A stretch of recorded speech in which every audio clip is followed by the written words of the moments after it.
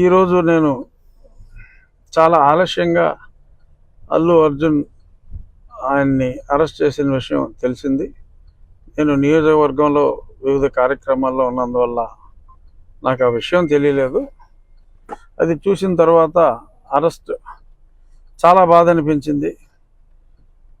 ఇంతకంటే అన్యాయం ఇంకొకటి ఉండదు. ఎందుకంటే అతను నటుడు, అతను సినిమా నిర్మాత కాదు. తన యూనిట్ అక్కడ షో వేస్తున్నాం, బెనిఫిట్ షో అంటే ఈ ప్రభుత్వం ఇచ్చిన బెనిఫిట్ షో, తెలంగాణ ప్రభుత్వం ఇచ్చిన బెనిఫిట్ షో.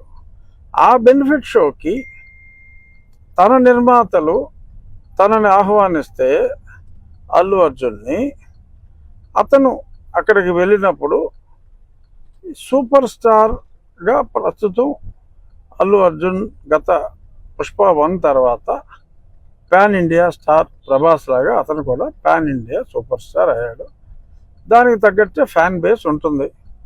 మరి అటువంటి ఫ్యాన్ బేస్ ఉన్న వ్యక్తి అక్కడికి వెళ్తున్నప్పుడు యాక్సిడెంట్ ఈజ్ అన్ యాక్సిడెంట్. అది అందుకే యాక్సిడెంట్ అంటారు దాన్ని. So incident is different, accident is different. మరి అలాగా తొక్కిసలాట్లో అంటే అర్జున్ గురించో లేకపోతే సినిమా చూడటం గురించో వచ్చిన ఆ తొక్కిసలాట్లో ఒక వ్యక్తి మరణించడం చాలా బాధాకరం. సో దానికి కూడా వాళ్ళు స్పందించి ఇమీడియట్గా ఒక నష్టపరిహారం, ప్రాణం విలువ అపారం అయినప్పటికీ యాక్సిడెంట్లో చనిపోతారు. యాక్సిడెంట్లో అది బాధాకరం అయినప్పటికీ కూడా దానికి ఒక వ్యక్తిని యాక్సిడెంట్కి బాధ్యుని చేయటం, సంబంధం లేని వ్యక్తిని. ఎందుకంటే ఒక హీరో అతన్ని పిలిచినప్పుడు ఆ హీరో ఏదైనా నీకు పోలీస్ అప్రూవల్ ఉందా, పోలీసు వాళ్ళు పర్మిషన్ ఇచ్చారా? ప్రభుత్వం పర్మిషన్ ఇచ్చిన షో అది, 1000 రూపాయలు కలెక్ట్ చేసుకోండి, షో వేసుకోండి అని చెప్పి ప్రభుత్వం ఇచ్చిన వెసులుబాటు. సో ఈ పర్మిషన్ కూడా ఉంటుంది అని అర్జునే కాదు ఎవరైనా అనుకుంటారు అక్కడికి వెళ్ళేటప్పుడు. సో మరి దానికి ఈ రకంగా మరి ఇప్పుడు ఆ జరిగిన సంఘటనకి అర్జున్నే బాధ్యుణ్ణి చేయటం, అర్జున్ని అరెస్ట్ చేసి మరి వాళ్ళ శుక్రవారం నాడు మరి అదే మోడస్ ఆపరాండే గతంలో నా మీద జగన్మోహన్ రెడ్డి అవలంబించి ఎక్కువగా జగన్మోహన్ రెడ్డి అవలంబించిన మోడల్ అది. మరి యాదృచ్ఛికంగా జరిగిందా, శుక్రవారం కావాలనే జరిగిందా? ఏదేమైనా అల్లు అర్జున్ అతన్ని అరెస్ట్ చేయటం అనేది అత్యంత బాధాకరం. మానవ తప్పిదం. బట్ దానికి ఎవరెవరో సోషల్ మీడియాలో 10 సంవత్సరాల శిక్ష, ఏదన్నా యాక్సిడెంట్ ఇన్సిడెంట్లో ఇప్పుడు దాకా ఎవరికైనా 10 సంవత్సరాల శిక్ష పడిందా? అంటే ఇప్పుడు పడుతుందని కాదు, డెఫినెట్గా నాన్ బెయిలబుల్ సెక్షన్లు పెట్టినా court can give the bail and I'm sure Arjun will get the bail. అందులో ఎటువంటి సందేహం అక్కర్లా, తప్పకుండా అతనికి బెయిల్ వస్తుంది. కానీ ఈ రకంగా మరి చేయటం అనేది, ఇంకా సినిమా స్టార్స్ అనేవాళ్ళు ప్రజల్లోకి రావటానికే భయపడే సిచ్యువేషన్ క్రియేట్ అవుతుందేమో అని నాకు అనిపిస్తుంది. ఇది డెఫినెట్గా రేవంత్ రెడ్డి గారి దృష్టికి వెళ్ళే మరి అరెస్ట్ జరిగిందా, ఆయనకి తెలియకుండా జరిగిందో నాకు తెలియదు. ఖచ్చితంగా అల్లు అర్జున్ని he must be released immediately. This is the demand of the public. తప్పు చేస్తే శిక్షించండి. ఆయన ఎవరైనా ఏదైనా హత్య చేస్తే శిక్షించవచ్చు, అంతేగాని ఒక యాక్సిడెంట్ జరిగితే ఆయన గురించే జనం అందరూ వచ్చారు, మీరిచ్చిన అనుమతి వలన ఆ సినిమా చూడటానికి వచ్చారని ఎందుకు అనుకోకూడదు? అలా అనుకుంటే బాధ్యులు ఇంకెవరో అవుతారు.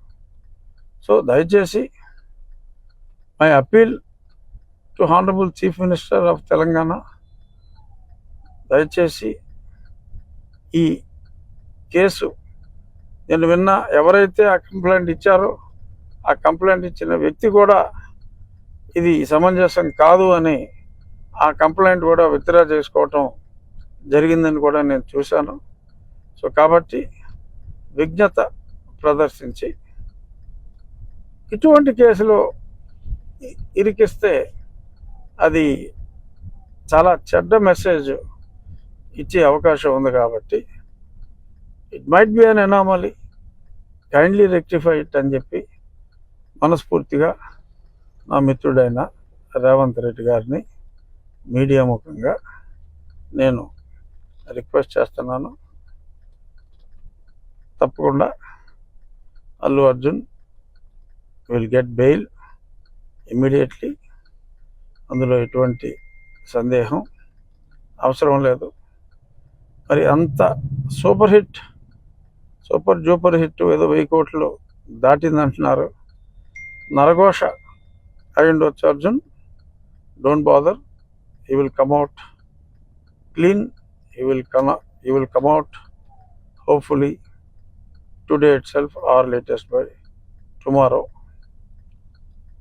ఇక ఎలాగో మీడియా ముందుకి వచ్చాను కాబట్టి మరి డాక్టర్ ప్రభావతి మరి అప్పుడు అత్యంత ప్రభావితం చేసిన దొంగ రిపోర్ట్లు చేసిన సునీల్ కుమార్ ప్రెషర్తో మరి తప్పులు చేసిన ప్రభావతి గారికి మరి ఈరోజు బెయిల్ నిరాకరించడం జరిగింది. మరి సునీల్ కుమార్ గారి విచారణ జరుగుతున్నట్టుగా అది కూడా మీడియాలో చూశాను. సో త్వరలో డెఫినెట్గా ఆ తప్పు చేసిన సునీల్ కుమార్, సునీల్ నాయక్, పద్మావతి వీళ్ళందరికీ కూడా వీళ్ళందరూ కూడా శిక్షించబడతారని, ఇలాగ తప్పులు చేసిన వాళ్ళ మీద యాక్షన్ తీసుకోండి. అంతేగాని సినిమా యాక్టర్ ఫంక్షన్కి వెళ్తే ఎవరో తొక్కేసుకుంటే ఆ చనిపోతే హీరోని బాధ్యత చేయటం ఇటువంటివి కాదు. అఫ్కోర్స్ ఆ రాష్ట్రం వేరు, ఈ రాష్ట్రం వేరు. అయినప్పటికీ బాధ అనిపించి చెప్తున్నా. నా కేసు అప్డేట్స్లో ఇది. అలాగే నేను జగన్మోహన్ రెడ్డి గారి మీద వేసిన సుప్రీంకోర్టులో మళ్ళీ తిరిగి జనవరి 10వ తారీఖుకి అది వాయిదా పడతాం జరిగింది ఈరోజు సుప్రీంకోర్టులో.